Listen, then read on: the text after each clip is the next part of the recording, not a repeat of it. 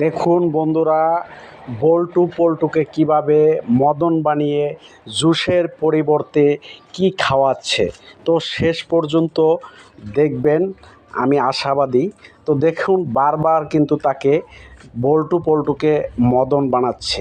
তো দুজনের ভিত্তি কিন্তু কথা কাটাকাটিও হচ্ছে, তারপরও তাকে কিন্তু মদন বানাচ্ছে।